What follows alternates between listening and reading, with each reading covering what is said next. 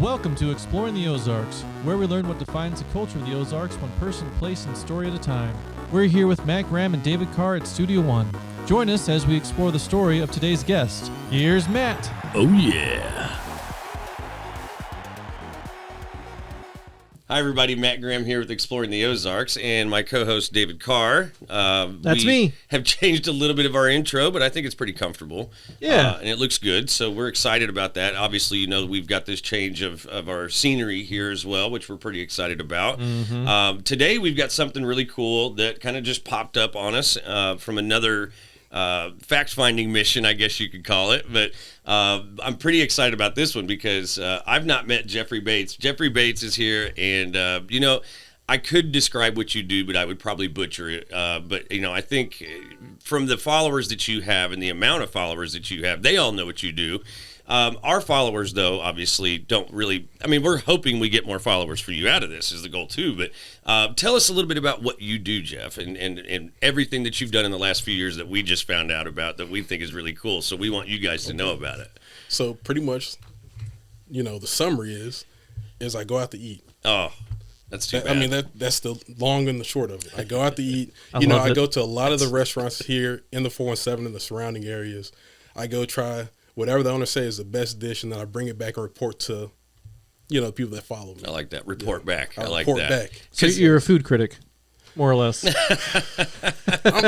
I'm kind of getting more into the critique because now as things are getting more expensive, right? Like back in the day, you know, it's like, hey, you know, we had a little bit of room for error, but now people really want to know where to go spend their money at. So I don't go out here and roast these places. I'm not really a critic, but I will tell you if I don't really like something. That's good. But I try and focus more on the positive of, hey, this is what I really liked, and this is what you might want to go try after you go to this restaurant. So you're like the good friend that everybody asks before they go out to eat. They're like, hey, so what do you think I should go and have this evening? That's right. I'm your friend in the food industry. That should be your new tagline because, you know, when you say food critic, I honestly don't look at too many critics and, you know, what their critique is of anything, really. Movies, I feel like they ruin it for me if I watch it. Because you always have it in the back of your mind. You're like, man, now they said the performance wasn't that good, so now I'm picking it apart, and then that makes it harder on them as an actor. It helps if you don't trust anybody else's opinion. Yeah. And then you just ignore everybody else. You're just, I'm going to go and watch That's kind of what I do. I'm going to go eat if a friend of mine tells me about a movie and how good it is and, like, you know, churches it up a lot, and I'm like, man, I'm expecting a lot when I go in. That's right. It kind of ruins it for me about halfway through because I'm like, well, it's not so good yet. Is it going to get better? You know, it's the same thing with food though too. Because even like your picture you posted of you eating a burrito from Poncho's there on Campbell, which is an amazing Mexican place actually. Yes, for breakfast burritos. I love them. It's even better actually. Yes. But you don't even have to eat the rest of the day probably at that point. But I was good after that. Yeah, I figured. So, you know, as far as like what we talked about whenever we first got here was, you know, one of the big things you focus on when you travel is you come off a plane or you arrive in a city. That's right. You're trying to ask somebody that you would think would know the city, like a bartender or someone that works at a hotel or whatever, even someone on the street if they're local. What's the best place? I ask a local. So as soon as I check into my hotel, if I don't see a local on the way in, which hopefully I don't because sometimes it's not the best interactions depending on where you're at, I go in and as I'm checking in, I ask the people working the front desk, I said, where is the best spot around here? Not on TripAdvisor or whatever, but like, where would you go eat at? Right. And a lot of times they'll be like, at my house. But the ones that don't say that, they'll tell you like that nice, greasy spoon, hole in the wall spot, and that's where you want to go. You know, I think people don't. You have to respect the hole in the walls in every single city because I think that's where the best food is. Like I honestly, and whenever I go out with somebody new here, like for business or provider, I'm like, take me to a place that you normally go to, that nobody else really knows about, because I want to experience these hole in the walls, because they have the best food. Well, they have the best food. Just like Pappy's place, like we talked about earlier. Literally, almost a hole in the wall. It's a tiny little spot. Yeah. But when you walk in, you're like, classify as an actual. Susan, you're amazing. Yes. Sorry. Yes. But that's what it's got a cult following though too at the same time, and that's what a lot of these local places like that. These little hole in the walls. I mean, that's one of the glories of. Guys like Guy Fieri and stuff like that would travel around and had a huge following just by going to these little unknown spots to most of America. But now all of a sudden people know about it. Now they're using it as a destination. That's right. Now they're making road trips to go do these things. Yes. I know people that go to this little place in Kansas out in the middle of nowhere because they were on Guy Fieri's show. And now these people are doing so well, they're making money hand over fist. And that's really what his goal was. And then they go get the bigger brick and mortar building and they're not a hole in the wall. Yeah, now they're not a hole in the wall anymore. I bet this is what happens to places you go to, right? Like you see a surge of people going to it because you went there. Well, I mean, that's the thing. So I wanted to showcase our restaurants because I've had, people from out of town, people that do not live here that, are transplants that move here. Sometimes they'll think that, their cuisine is higher. There's a hierarchy to cuisine. Right. Like, oh, well, I'm from here, so this is better than here. But I really do think that Springfield and the surrounding area has some spots that can pretty much stand up to any spot in America. And I've been all around America. Well, yeah, so and you're from Chicago, sure, right? Well, so Chicago. My father's from Chicago. Your father's from Chicago? I'm from Missouri, yeah. Oh, okay. From All right, Missouri, all right. Yeah. But, he was tied to Chicago, so he probably knows the spots to go to, right? Yeah. So when you go there, do you take his advice or do you use the local people that maybe you don't know about a new place? I go to the places they took me to when I was a kid. That's nostalgia. But that's the That's generational the best stuff. flavoring right there. It is right. because their grills are all seasoned and everything's seasoned. Yeah. But that's that generational stuff though that creates a following for that restaurant. That's right. And it takes that local person to say it to someone that's from out of town that makes that success happen for the future too. I was surprised. I mean, when you mentioned, we have a really good food scene here. Mm-hmm. It took me a second because you mentioned that when we were talking before the podcast, and I was like, well, I started thinking about it. It's like, we got Greek, we got like Peruvian, we got Mexican food, we got really good barbecue. Have a diverse selection. It's from like all over the world. You can get all types of foods here. Maybe there's not like 10 Greek restaurants, but we at least have a couple, and they're really good at what they do. I think we have enough of those. I actually tried Greek for the first time the other day. Where'd you go? Yeah. I forget. Taste Greek of Belly? Greek Belly, yes. Actually, that's Greek what it was. Belly's Right there downtown. Oh, yeah. Those gyros are pretty solid. Yeah. And I'm a big fan of a good gyro. And I hate to say it, but I kind of got turned on to them through Arby's. Well, I want Jeff, if you could talk some more. Since you're the foodie here and the food expert, I mean, talk some more about the food scene in Springfield. Why is it so good? Why is it so good not only in Springfield, but just like, because you talked about Branson and Ozark and a couple other places, like all these different restaurants. I mean. Well, I would say the biggest thing is a lot of people that move to the Springfield area are well-traveled. Yeah. There are people coming in from all these other areas that have tried these different cuisines, and they're bringing it because they have a passion and a love for what they're doing, and they're sharing that passion through their culinary skills with the city of Springfield. Well, because Springfield is a huge melting pot for people from all over the United States or even the world that move here because it's the Ozarks, and that's why we love it. We know that. And the cost of living. Is I've usually never really what drives them here. I've never really heard the Ozarks called a melting pot, though. I mean, I'm just going to say hey, that. man, listen, okay, so I lived in Southern California, literally knew everybody from around the world. Right. And I lived there. Like, I could meet anybody from any country going down the street. So but I think the Ozarks are starting to become that way. Well, that's like, what we're I was getting more of that ready to say diversity. because honestly, we have a lot of those people moving from California to Missouri and Springfield specifically, to be honest with you. I mean, I do a lot of loans for people that are from California or out west in general because the melting pot is great, but they want more of a hometown feel. They want their kids to go to schools. We got a gumbo pot. That's probably the best way to put it. That needs to be on a shirt, I think, now too, actually, because that makes sense, more sense than melting pot. Yeah, gumbo pot. I like that. There's families that I know. Do we have any good Cajun restaurants around here? I feel like I need to ask that now that we said that. Good Cajun restaurants. So I'm sensing an opening in the food scene. Yes. So, okay, here we are, right? There's a disturbance in the force. So for Cajun, right now in Bolivar, Missouri, it's a food truck called TT's Southern Cooking. Oh. And it's mobile. Come down to Springfield. Food truck. He might be doing that. He might be coming down this way. You heard it here first. Segue. I'm just joking. Maybe the guy sells out just about every day. I leave a little bit room for error. Sure, I think it's just about every day he sells out. The best gumbo I've ever had. No kidding. Yep. That's another one of those things I haven't had before is like a good Cajun. I probably had knockoffs before, but not actual good I think Cajun. that's what's cool about your page, though, is that you're talking about places that's more regional to Springfield versus what's actually just in Springfield, because that's what struck me earlier when we talked is that you've gone to so many places in Springfield. You're like, I can't just revisit all these places all the time. So now you're starting to find these little hole in the walls at other places. I mean, there's the pizza place down in Reed Spring is amazing, actually. Yeah. We talked about the Harvest out there toward Rogersville, I believe is where it's at. And I've heard that's more upscale. Yeah, it is upscale. Yes. I've heard a lot of really good things about it, though. But that's on my list, though. The right. Harvest is on there. There's another spot out there.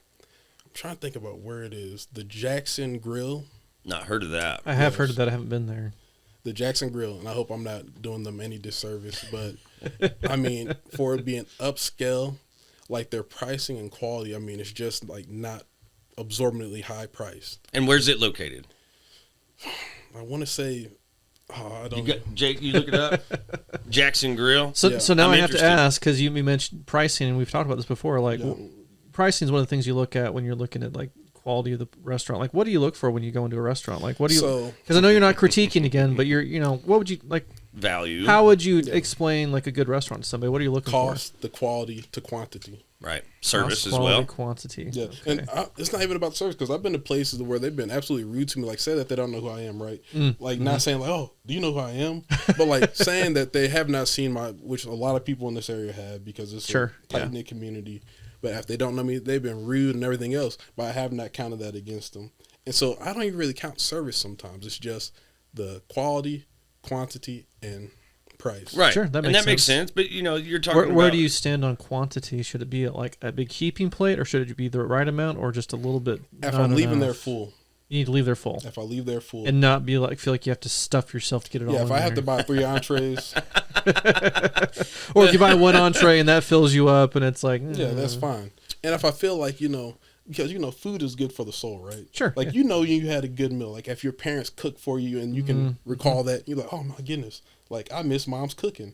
Like, if it gives me that feeling, like, oh, I come back. Yes. Yeah.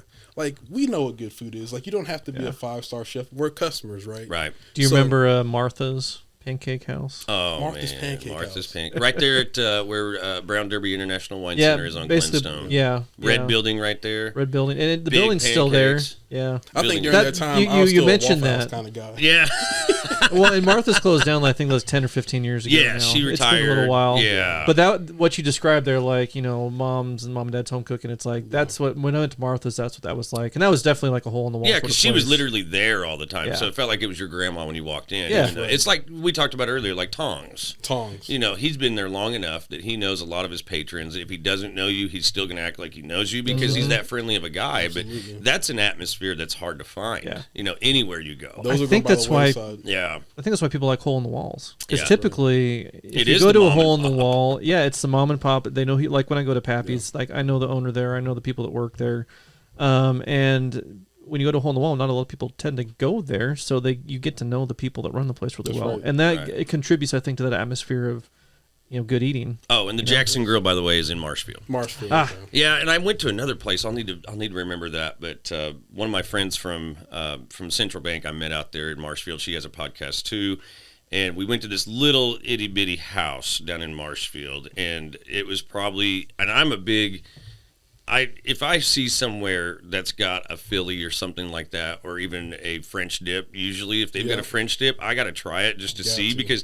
Honestly, I hate to say this, I'll judge the entire restaurant on your French dip. Like if it's not good, but that au jus. That au jus is it. Yes. If it's the powdered stuff that they just throw some water in, I'm like, Oh, kind no. of out. Funny enough, though, the Brown Derby International Wine Center's cafe that's in there has the best French dip. Yeah, I've we ever did a had. video for them. Oh man, French their dip, au jus real legit. It's got floaters in it and stuff. It's amazing. Good floaters.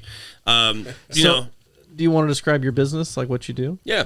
Well, I mean, because we've talked about the food aspect, what you do, but you've turned this into a legitimate, like you make money by going around and doing this sort of thing. So there's also another aspect of it is just trying to get out there because doing my research, I see that our restaurant community or the business community as a whole, they spend 1% on marketing. And the thing is, you can have the best food in the world, but if nobody knows it's there, it's like having a nice, expensive, it's like a Ferrari with no gas in it. Right. You can have everything else going good for you, but if you do not have that eye or that marketing, then well, that's like we talked about earlier, though, is the fact that you saw something in the newsletter about a restaurant closing, and you're like, well, who was that? Where were they? Yeah. You know, and everybody forgets that you have to spend money to make money. Well, most people don't realize. I mean, it's a large number. It's like 20% of your budget. It's supposed to go to marketing, not 1%. Not even those. It's like 20 to 30% is like supposed to go into marketing. Well, I think people think that the word of mouth is going to be what's going to get them by, and it's not like that anymore. Because, like you said, though, because there's a lot of options now in Springfield alone. Well, and social media is saturated. I mean, everybody's using it. So I mean, it's gone back. I was thinking about this the other day. It's like it's kind of gone back to the.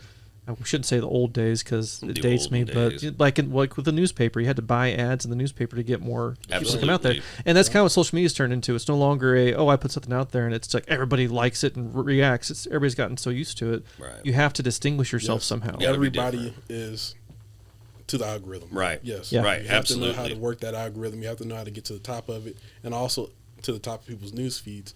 And for people that are already out here doing it, like myself, I mean, it makes it easier for you. Right, but it took you a while. I mean, when did you start this? 2019, November 2019. Right before COVID. I mean, not right before, but a year before COVID. Try to build an online brand about food, and then when all the restaurants closed. So now it's all to go, though. Well, this is how it started, though, because this was going to be around the country because we were already traveling all the time. Yeah. So I want to just go all around the country trying food and put my experience out there. Yeah. And then, lo and behold, here comes COVID knocking at the door.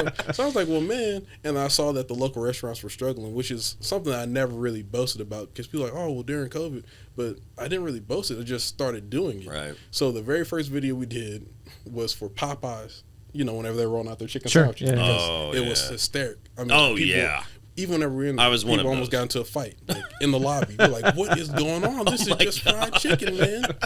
So we shoot the video, and then a restaurant owner by the name of Tony Fuel, he used to own the Carriage House. Oh, yeah. He was like, why are you promoting people that are already multi-billionaires, these chains, and instead of helping out the local restaurant scene? Interesting. He just put it to me like that. Good question. I'm glad he did.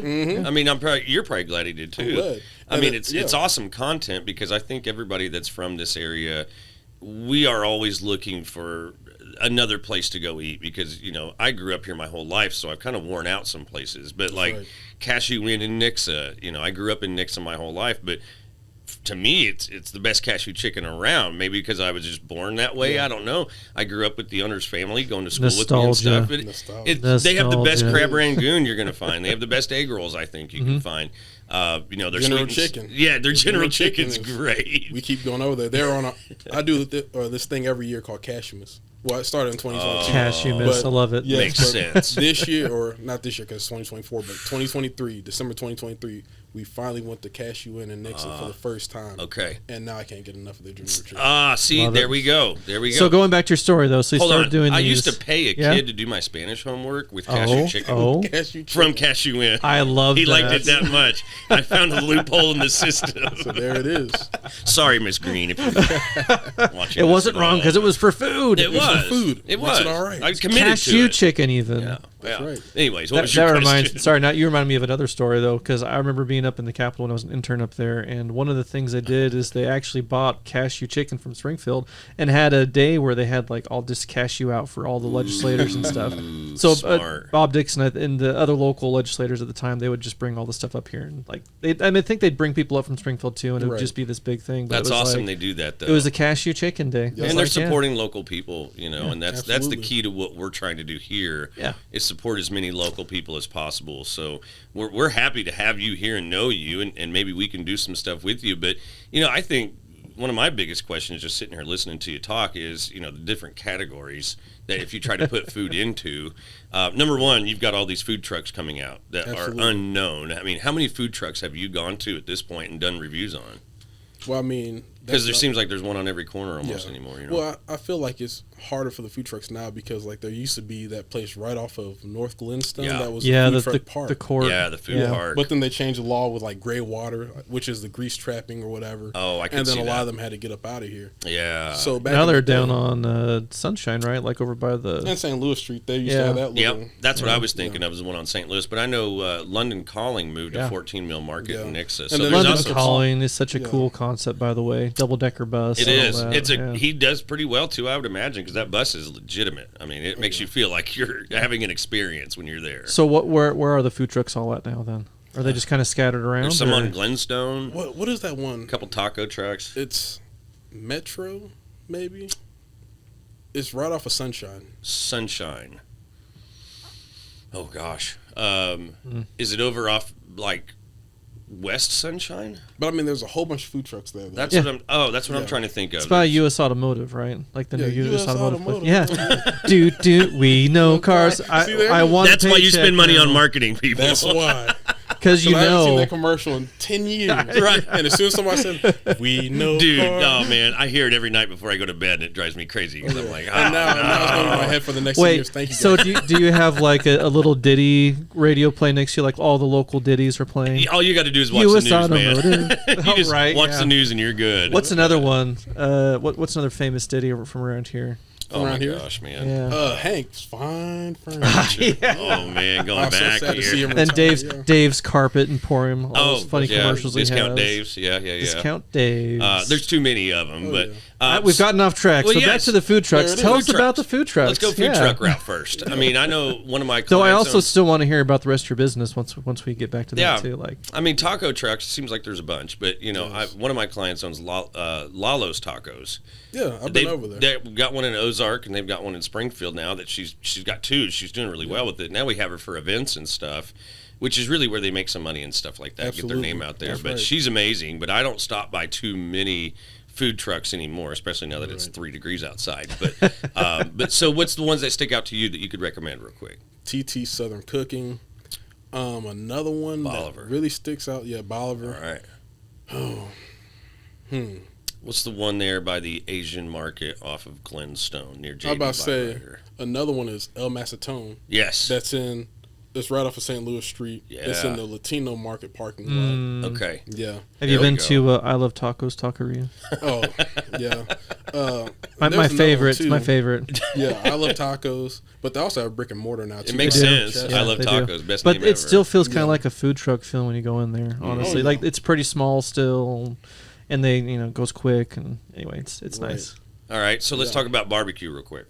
Oh my goodness. It's kind of gotten a more of a cult following. and I First, keep it has saying to be that, but- Kansas City barbecue versus. Texas barbecue. Man, it's tough because Which one is it? Kansas Yeah. City's a spin on Texas barbecue. Do we you have know? both here? So though that's tough the bigger part. question. Do we have both here in Springfield? City Butcher is full on Texas barbecue. Yeah, Like yeah. those guys went down to Texas, got trained by a guy that has one of the more successful restaurants down in Texas, and I believe Houston specifically. But when they opened it, they went down there and got a 3-month training from the guy.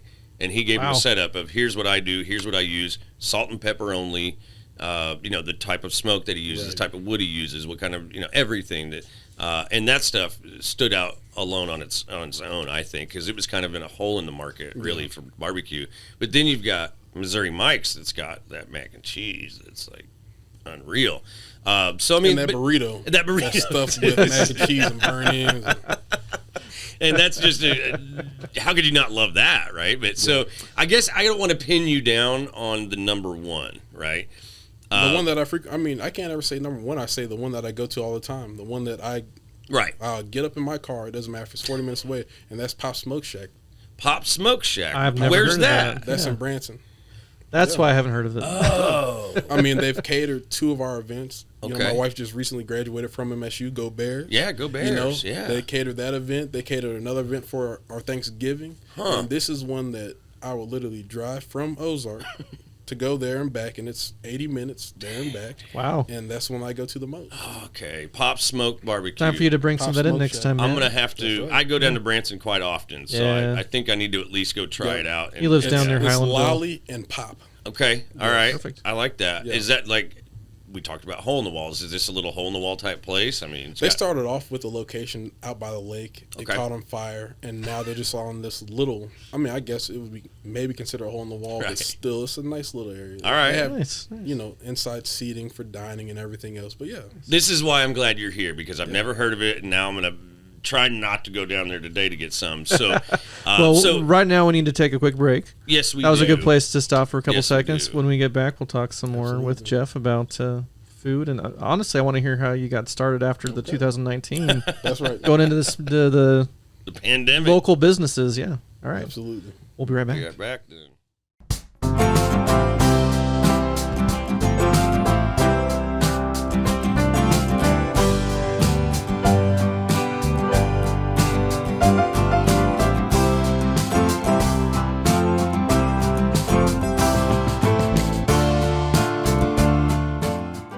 Hey, everybody, we're back, and we're here with Jeff Bates. We're talking food today, so get out your notepads because you're going to want this. Well, now it's time to go to business school. Yeah, like, yes. How did Jeff's business run after he was told, don't do national chains? So that's what I heard last time. It did not start off as a business, right? Right. It just started off as us shooting videos for the places that we were trying on lunch, on lunch break, and just putting it out there. And so it's just for fun. For fun. Yeah. But then after I got checked about just doing stuff for like national chains like Popeyes, McDonald's, from Tony Phil at the Carriage House, that's what started it. He's cool. Like, I have a chicken sandwich that would put Popeye's chicken sandwich under the table. Now we're talking. No disrespect, Popeyes. If you ever reach out to me in the future, I love the chicken sandwiches for every single fight that I got into in the lobby, trying to get it back to the car.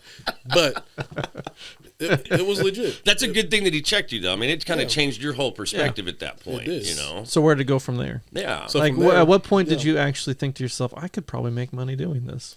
Well, it just was sounds organic. Yeah, it's organic. So kind of a byproduct. The thing is, whenever you really set out to be like, oh, I'm going to do this just for the money, it doesn't really normally work out. Now, this is life advice for $3.99. Yeah. If you're just doing stuff for the money, it's not really going to work for you because it has to be a passion. Yep. Because there's been some things I've made a lot of money doing that I was like, I don't want to continue doing these things. Right. You know, like Absolutely. It's just. It doesn't feel edifying. Right. But with this, it's like something I would do no matter what. Like even if I was like, I'm not going to do it no more, it'd still call to me because somebody hit me up and it'd just be something that interests me, whether it be the story about the restaurant owner or just the food or just the aspect, because a lot of these mom and pop shops give their heart and soul into Absolutely. food. They live and breathe it, man. So that's what it started with, was just wanting to showcase and highlight these restaurants. So, it's just like kind of what we started with is we came from a place of being a servant to the people that we want to help, right? That's so we're wanting to get people's stories out that we know don't have platforms or haven't thought about a platform. Plus, I just like making videos. And David needed some practice. And No. I just like making videos. Yeah.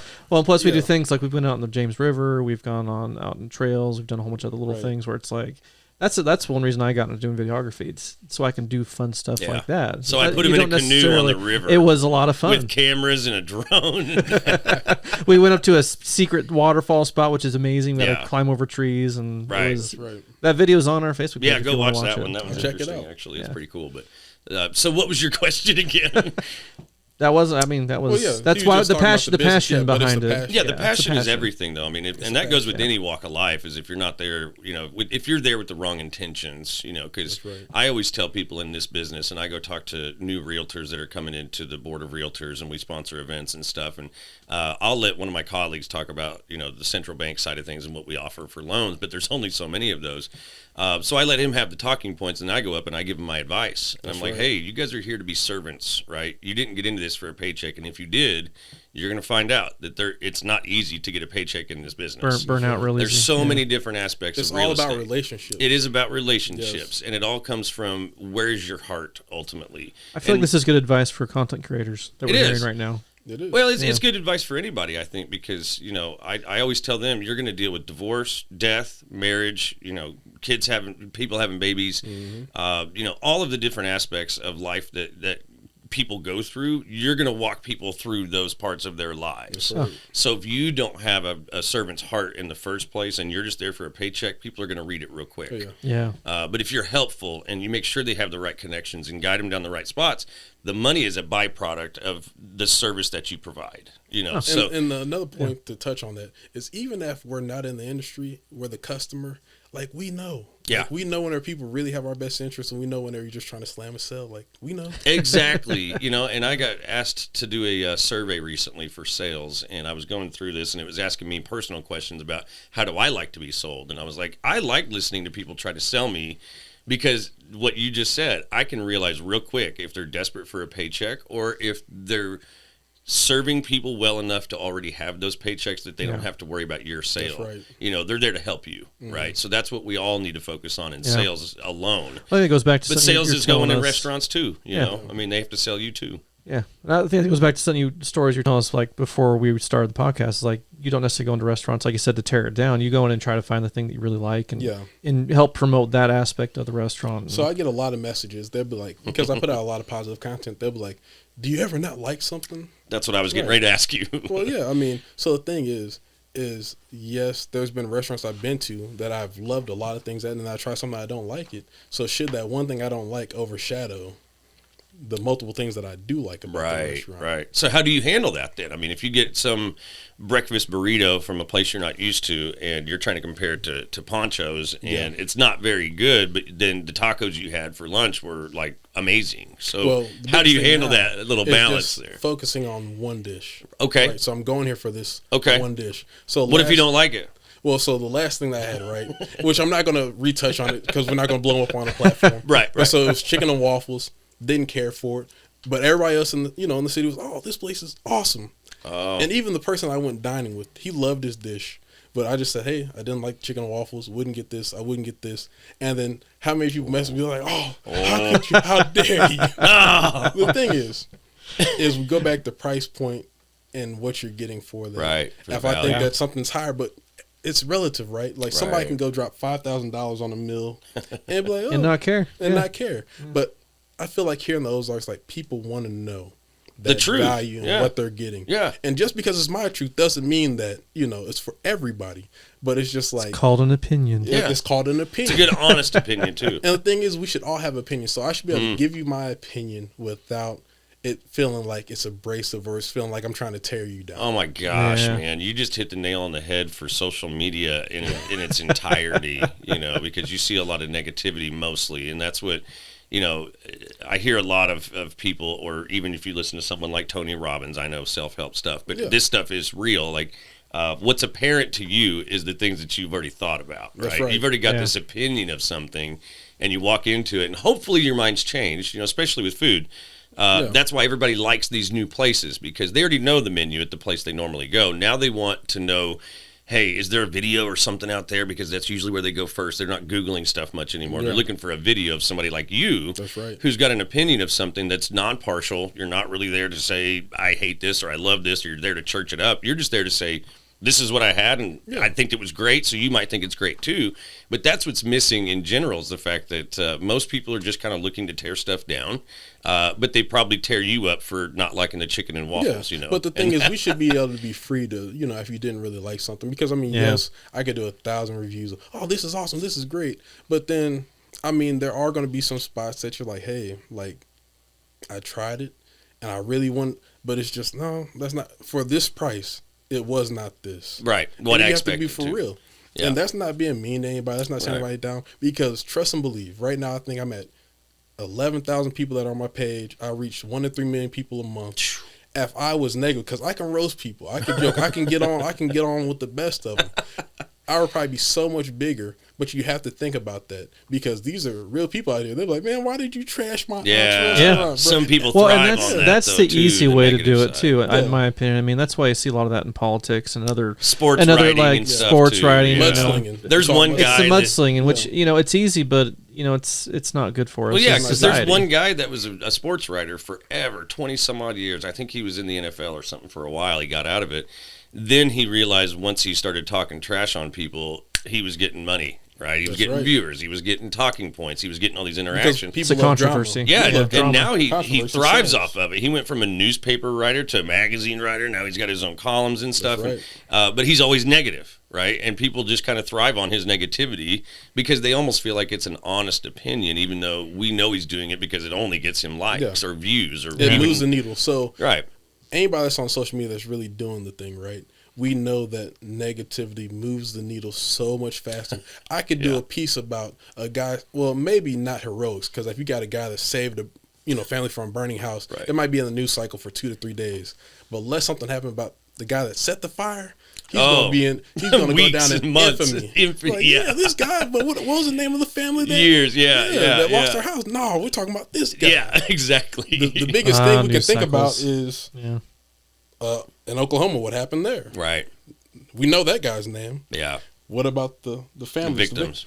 I can't tell you one person's name, but we know that one guy. Right. And that's why it should be a rule. We should never learn the name of the person perpetrating. And that's, I watched a piece last night on the news, and I'm not going to talk about the subject of it. It's been on this podcast before. It's a huge subject going on in the world right now, but they did a piece on how kids were being affected, and I was like, oh, cool. I'm going to want to watch this.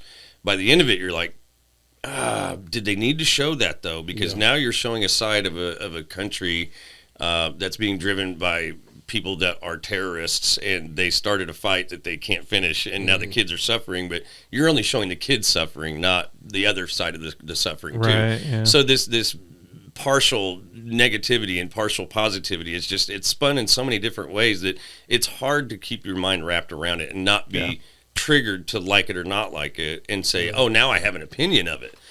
So this conversation's gone way different than what really we thought. has. But this is awesome, though. Yeah. This is what we need to hear, though. Yeah. Back to food, though. So I like the fact that you focus on the positive aspects of the food. Absolutely. And it is also really nice to hear that you have such a high opinion of the Ozark cuisine, because there's so many things around here that we can be excited to have and to be proud of in this area. Let me ask you though, what would you consider local Ozark cuisine? Like what defines the Ozarks?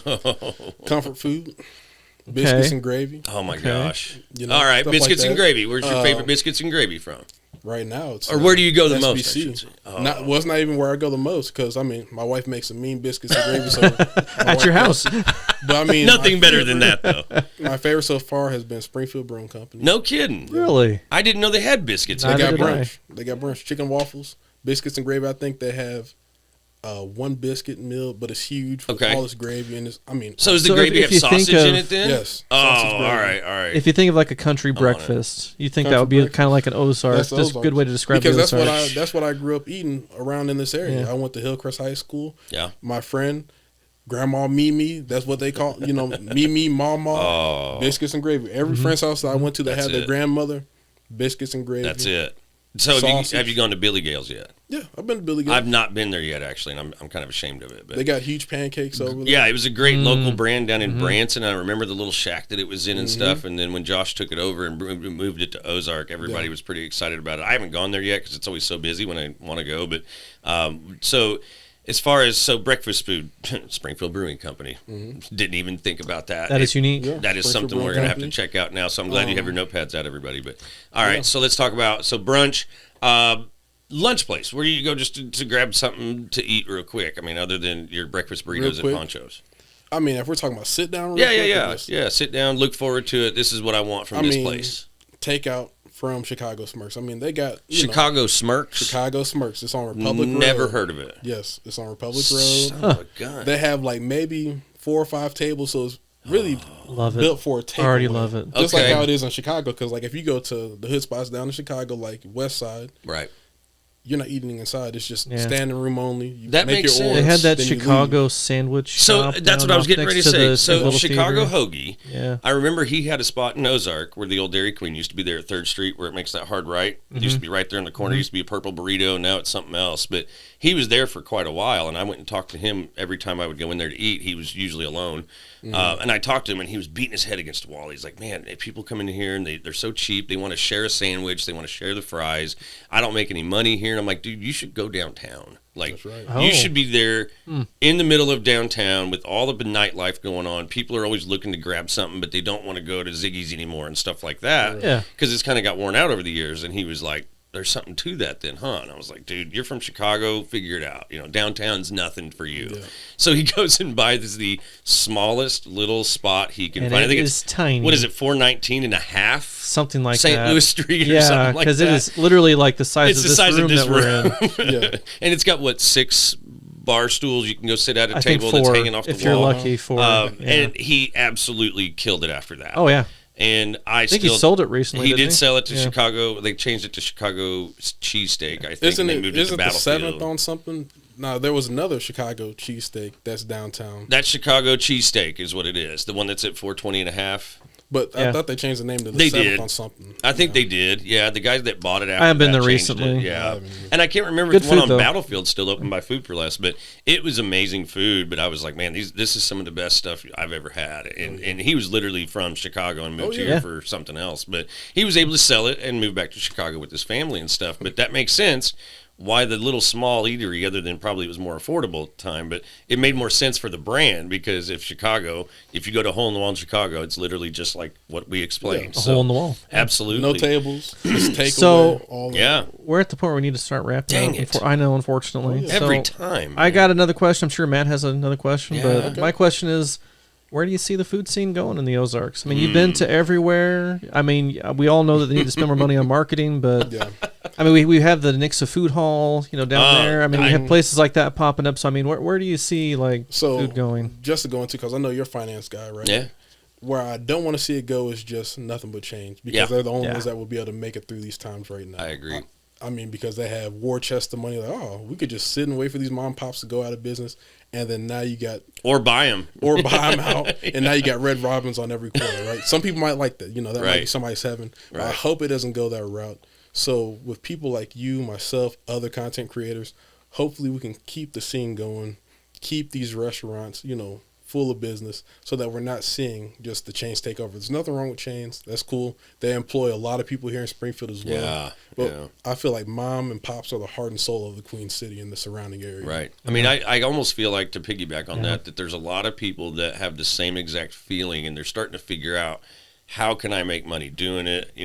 Most of the time, though, whenever I talk to people that want to open restaurants all the time, they're very difficult to run and be profitable, especially your first 2 years. Yes. And they have to do something in addendum to the restaurant. Like the restaurant is a labor of love, but they've been successful in other areas of business so that they can run the restaurant at either zero profit or at a loss. Right. Yeah, I know lots of retirees that have bought, like there was a little burger place that was out in Stratford that's on Route 66 right there by the high school. A buddy of mine's dad sold his dental business, and he was like, I'm twiddling my thumbs. I've always wanted to make food for people on Route 66, basically. Nice. Yeah. So he went and bought, it was a little shack about the size of this room, too, out in the middle of nowhere, off the side of the highway, pretty much, old Route 66, and it had the best pork fritter sandwich I've ever had in my entire life. And he grinning from ear to ear every time I saw him when I go in there, and I'm like, man, you really like doing this, don't you? And he's like, I absolutely love this. I would love to do something this like is that the myself. lifestyle for me. And I'm like, man, it doesn't seem like it's great. And he's like, well, it's all about perspective at that Here's what I want to say too, to kind of add to that. The chains, they're good, but having the local mom and pop stores, that's what brings the culture to the area. Yes. I mean, that's a heart and soul. Uniformity of culture is not a good thing, I think, across the country or around the world. So that I always think of a story my brother told me about how truckers, when they used to go across the United States, they would know where they're at by the music playing on the radio. And I think that's less and less the case now because of things like Spotify satellite radio and things like that, where you can just listen to whatever you want. But the food though has to stay different, and we really should build that scene up and be proud of it, and the fact that it's Ozarkian, and we have specific people that build these dreams in the area that are unique to them. So I would like. You have all these people moving, like to go back, is you have all these people moving here from different states and stuff, and maybe they did own a restaurant out in California, and they're like, I bet this would do good here because no one's ever had it before. Right. And that's what I kind of feel like has happened over the last maybe 15, 20 years with all these places you're going. Is a lot of these people did move here from out of state, and they or they left and came back. Or that too, and that's what we explore a lot with this. So, so leave us with some more words of wisdom before we go. I mean, you've come from 2019 through a pandemic. You saw how everybody operated. I was pretty surprised that how they found loopholes on the to-go side of things. I was even able to buy alcohol for my margaritas. I was about to say, one of the best things to come out of that was now you can take alcohol to go. It just has to be sealed. It has to be sealed with that nice little red stripe. That's it. And that's when my buddy Brian that owns Iguana Roja, I was like, how did you figure this out? He's like, loopholes in the system, man. In the system. I was like, I can get those jalapeno margaritas to go, though. To go now? I was like, okay, I'll be here every other day then, pretty much. That's right. Another aspect of the Ozark culture right here. That's it. And you learn to pivot, I guess, would be the biggest thing. That's so, right. So what's the best way if people want to follow you, like you, if they want to have you come to the restaurant and look at your food? I mean, is Facebook. Jeffrey Bates, not Jeffrey Charles Bates. That's the personal. Jeffrey Bates' business page is the one of me holding the burger named after me, called the Triple B, the Bates Brisket burger at Chicago Smurks. Chicago Smurks. Yes. Hit me up on Messenger. I also have an Instagram page called 417 Good Eating. You can message that too. But if it gets into the other folder, I don't know if I really see it sometimes. So the best way is on Facebook, Messenger. There you Jeffrey Bates. There you go. And I think I know where I'm going to go for lunch now, Chicago Smurks. Not today. They're not open until tomorrow. It's Thursday through Sunday. Oh, glad you told me that. I would have just drove it over there right now. So, But Jeffrey, thank you so much for being here, man. We love talking about food. I think everybody loves talking about food and learning about food. Hopefully we can do some more stuff in the future. And let's do it. This was fun. Yeah, this is good, right? Maybe next time we'll be at a restaurant or something. Who knows? But that's where I like to talk about, the cultures of people and who started the restaurants and stuff like that. I think, there's something to that we've always tried to do. We'll just try to figure out a good format and see if you can join us, man. So we appreciate you doing this. Thank you guys so much. Yeah, man. Kudos to you for building your brand and suffering through the COVID pandemic with food. But we appreciate you being here. We'll keep doing this, and everybody else keep exploring the Ozarks. Thanks again for listening to Exploring the Ozarks. Make sure to like, share, and subscribe to our social media channels to help us keep exploring the stories of the Ozarks. If you're looking for more ways to support our show, we have sponsorships for businesses and Patreon for individual supporters. Check the links in the description for more details. Thanks for your support, and keep exploring the Ozarks.